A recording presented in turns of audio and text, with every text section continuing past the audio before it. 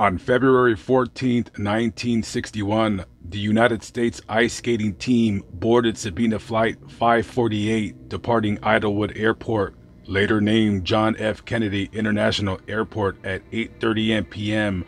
for a 7.5-hour transatlantic flight to Brussels, Belgium, where they would stop before continuing their flight to Prague to compete in the 1961 World Figure Skating Championships. The contest would be considered a tune-up before the team would compete in the 1964 Olympics in Austria.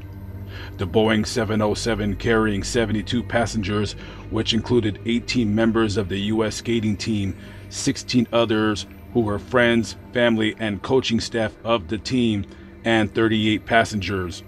The flight to Belgium was uneventful and routine.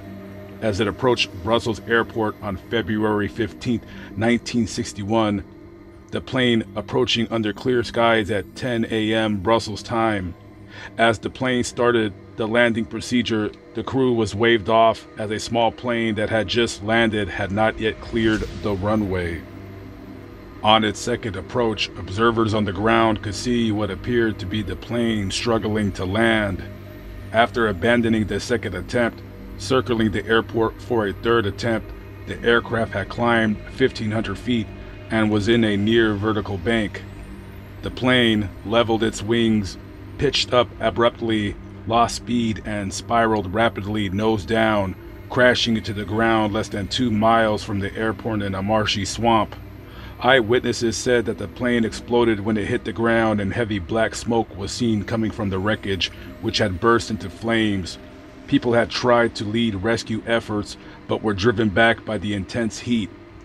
All 72 people aboard were killed, including a young farmer who was hit by aluminum shrapnel.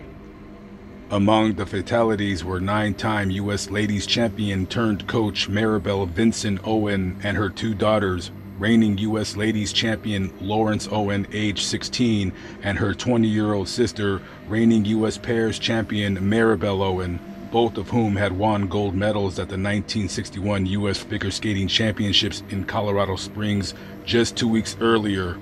Lawrence Owen was the cover story for the February 13th issue of Sports Illustrated, just 2 days before her death. Maribel Owen's pairs champion partner Dudley Richards and reigning U.S. men's champion Bradley Lord were also killed, along with U.S. ice dance champions Diane Sherblum and Larry Pierce. The team also lost U.S. men's silver medalist Gregory Kelly, U.S. ladies silver medalist Stephanie Westerfeld, and U.S. ladies bronze medalist Rode Lee Michelson. The Belgian government immediately ordered a full inquiry into the cause of the accident, and an investigation was conducted by the Belgian national authorities, the United States Federal Aviation Administration, and the International Civil Aviation Organization, who spent several months combing through the evidence. There was much speculation about what may have happened. The FBI even reportedly considered the possibility of terrorism. The exact cause of the crash was never fully determined, but the authorities eventually agreed that the most likely explanation was a mechanical failure of one of the flight control mechanisms, probably a malfunction of either the wing spoilers or the tail stabilizers. Although there was insufficient evidence to prove beyond reasonable doubt which of the flight systems had malfunctioned, the FAA were of the opinion that the tail stabilizer adjusting mechanism had failed, allowing the stabilizer to run to the 10-degree nose-up position, resulting in its crash.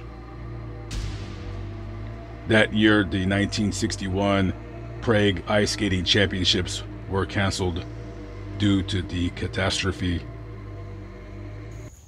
Here we are at the Swan Point Cemetery here in Providence, Rhode Island. A very, very horrible accident that occurred so many years ago. And I find that most people probably, if they weren't alive back then, they might have never heard about this accident.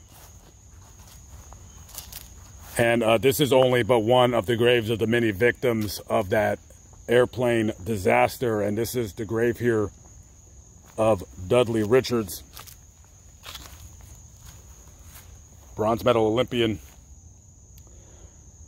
And his partner, Maribel Owens, she's buried at the Mount Auburn Cemetery over in Cambridge, right outside of Boston. So I might make a trip up there to go visit her. So if anybody's in Providence, Rhode Island, and you want to visit Mr. Richards, come on out here. You're going to just go as far right as you can, all the way in the back of the cemetery, and look for this monument that says John L. Ross on it. It's a pretty good sized monument.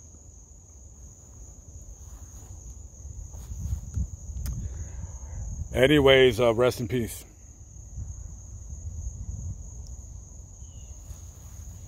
I'll catch up with y'all later on the next vlog.